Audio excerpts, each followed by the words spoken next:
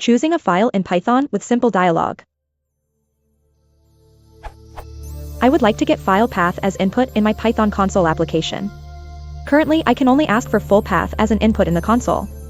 Is there a way to trigger a simple user interface where users can select file instead of typing the full path?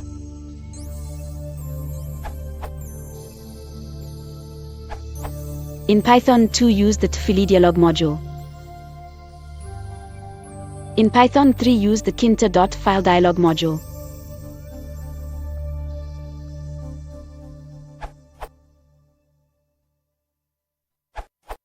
How about using tkinter?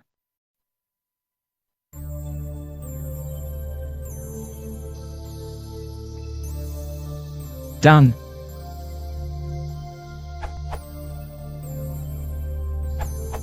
With Easy GUI.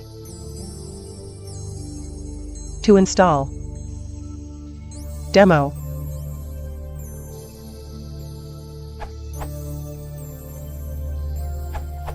Python 3.x version of Etowin's answer for completeness.